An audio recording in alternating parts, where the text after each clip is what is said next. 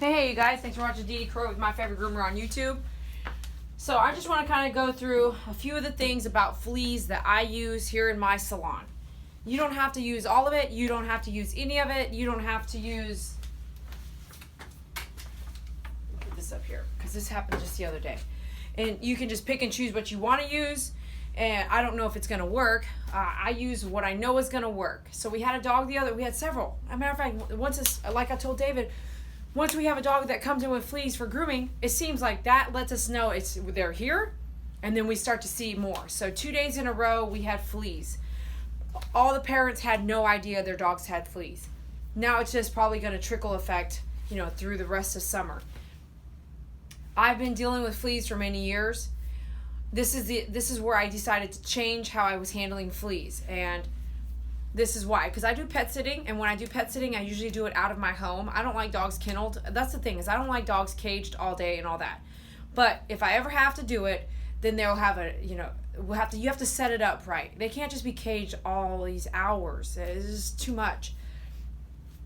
So I pet sit dogs in my home, and I had a new client come in for pet sitting, which is very rare. I usually don't take those now. I usually have to take a client that has been grooming.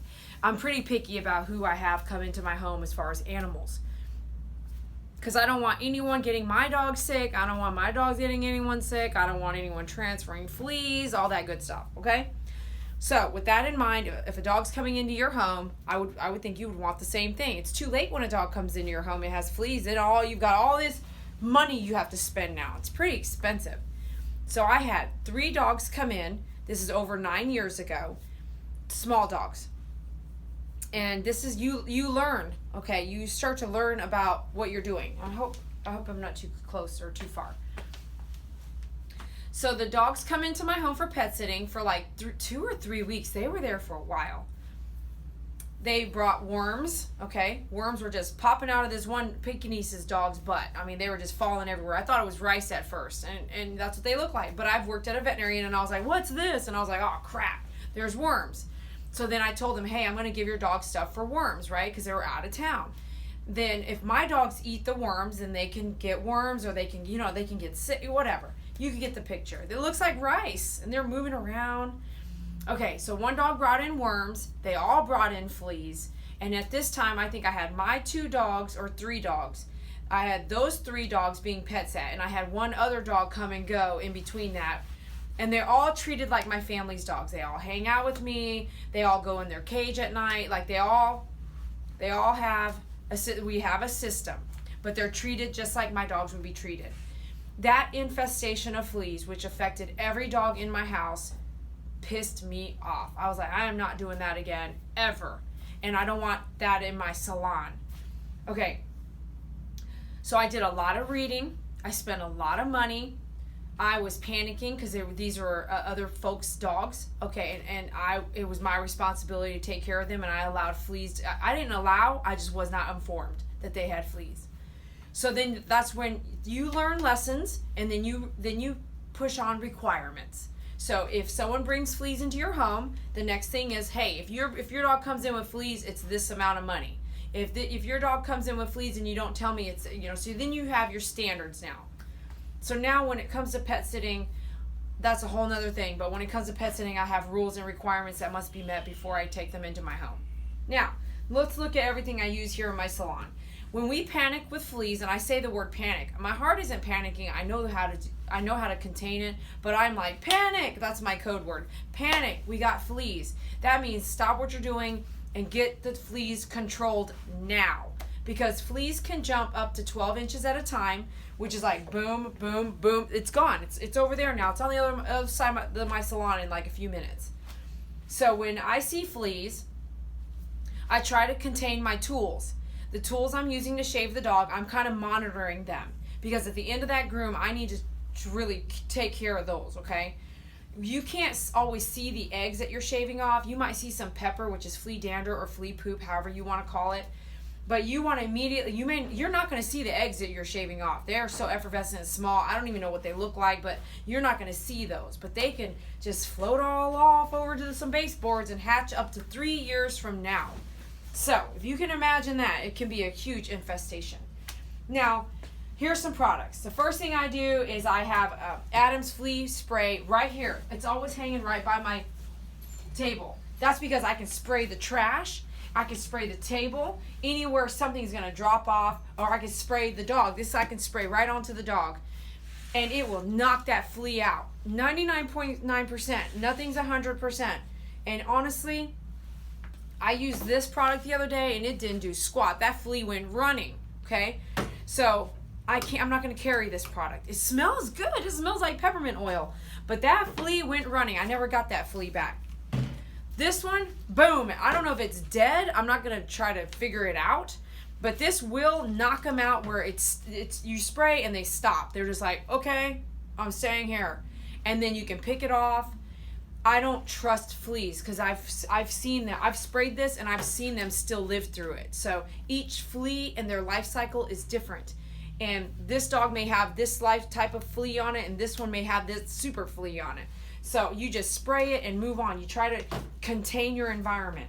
So immediate reaction is I grab this and I spray my table, I spray the trash can. Then I'm going to use a flea shampoo. It's going to be this one, Adam's Flea Shampoo. I let it sit for about 7 to 10 minutes depending on the size of the dog. Lather them up pretty good, a little bit on the head but not in their eyes, and I try not to let it get all over my skin. Okay, I should be using gloves with this. I can tell you that right now. I think we should be using gloves with this. Adam's Flea Shampoo will knock out everything on the dog, and then this stuff here, the Adam's Flea Shampoo and Spray is about a 24-hour fix.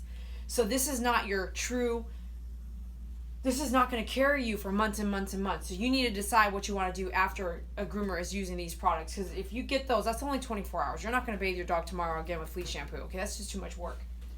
The next thing we do is I have this is my old sprayer. I sell the new type garden sprayers here, but my old sprayer has a product called Bifenthrin. It's insect control. I took a training class with the distributor that I get this from, and he taught me how to handle this Bifenthrin. I dilute it down 2 ounces per 1 gallon of water, and I use that to spray the inside of my facility, the outside of my facility, and then I use it anywhere on the floor and ground, on the pet bedding, but it must dry, anywhere in the tub, and I will find that the next day, if there's any lingering fleas, they are knocked out. They're dead. Now, I'm holding Dawn's shampoo, or Dawn's dish detergent. We know with all the commercials and about Dawn, how soft they are with the oils in the ocean that came through, years ago, that this stuff can really help get all kinds of stuff off animals. Does it help with fleas? Yes, but it only, again, is about a 24-hour fix. And when I sell it. I sell it mostly for puppies because puppies cannot undergo Adam's Flea Shampoo or Frontline up until they're, I think it says 12 weeks. You read your labels, okay? I'm not going to read it right now, but I think it's 12 weeks is when so you have a puppy that's 8 weeks old, you got to use something. Use Dawn. But are the fleas going to be dead in their environment? No, you got to use an environmental controller too. And this is just my opinion. This is how I personally handle it in my salon. I'm not licensed to sell some, not this one.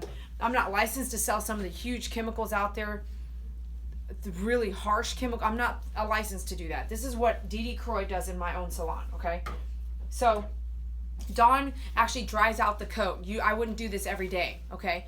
You've got to do something else. This is just an easy fix for the fleas I see right now. And if I put that dog or that cat or that rabbit back into the environment with fleas, it's just going to pick up fleas again. So you have to have some other fix. This is just a way to bathe a young animal without having the harsh chemicals really do damage because they're too young to go through that stuff. Okay. The next thing is, so this is in here, 2 ounces per gallon. This lasts a while if you get it like that. The next thing you can do is Capstar pill. Capstar pill is for large dogs, for small dogs. Depending on the weight, you got to look at the box. Capstar is something I would sell to somebody. 1 pill kills fleas, and this is so awesome. This product kills fleas like boom. I can sell it to you if you always come in with fleas. Tell you to give it to your pet 24 hours before a grooming, and usually So far, every time. Usually, your pet will come in without any fleas on him or her. And I'm able to say, awesome, there's no flea charges because you came in without them. Does that dog go back into its environment and have fleas? A lot of times they do. But that's because you still have to do something to your environment, okay? The next thing that I sell and use is Frontline. There's some products you can get from your veterinarian that a groomer or me cannot carry. So this is something I can carry. You can almost find Frontline everywhere now. I have learned, I personally don't buy Frontline at a couple of the box stores. I would buy it from the manufacturer. I am really picky about where I get it. But Frontline is something you can use for cats and dogs, and it focuses all on the fleas and ticks, okay? You have some products out there that are doing heartworms and fleas. I would stay away from those. That's my opinion. I would go into I do HeartGuard or Try Heart for heartworms, and that's a whole nother video. And then I do Frontline or Comfortis from a veterinarian for fleas and ticks. Okay. So this is a little tidbit about what we do when I say panic. We got fleas. This is everything we do. We spray this. We spray this. We use the Adam's Flea Shampoo. We have not had a puppy to use this on. I would be selling this to someone that walked in that did have a puppy with that. And then this is a garden sprayer and Bifenthrin. I will sell a Capstar to somebody with a lot of flea problems, tell them to give it to them before the grooming, 24 hours, and then I would sell them a Frontline. On the Frontlines, I recommend, even though the box says different, if you're going to give Frontline on the back, right here on the very back of the dog, on the skin, one spot or two smaller spots, my opinion, two smaller spots, right next to each other so it works together as a whole. I would give this only 3 days before a bath or 3 days after a bath. Or don't even mess around with the bath. Put the product on and wait a week to bathe. But once you are going to try to bathe the dog, don't bathe the dog and put Frontline on. Don't do that. Don't bathe the dog and then put Frontline on. Don't put Frontline on and then go bathe the dog. Wait a good, at least the 3 days, so that you're not wasting the chemical if that doesn't even move around on the body fast enough before you or had to bathe the dog. Make sense? All right, thanks for watching Didi Corey with My Favorite Groomer on YouTube.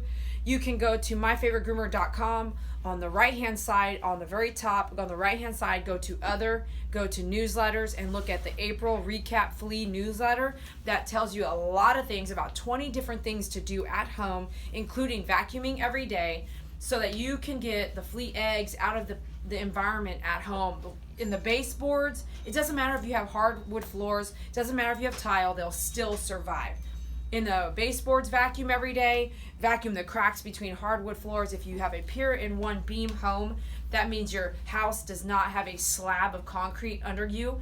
That means that there's a hollowness underneath that has the plumbing and everything. If you have a pier in one beam home, you may have infestation below your cracks, which is why they still keep coming out from the wood or from the tile, wherever however you have your home laid out on the flooring. They're still coming out. So sometimes people don't realize that. It's where fleas can lay eggs, safely lay eggs, hide them, and then they can continue to multiply with rats and skunks and possum coming through underneath your home. Go figure. I don't have a home like that. So thanks for watching. If you have any questions, please email me. These are the products I use and sell. They are on our website. If you can't find them, please email me and I will help you. Go to myfavoritegroomer.com and click on Contact Us and email me, okay? Thanks for watching Didi Croy with My Favorite Groomer on YouTube. We'll see you later.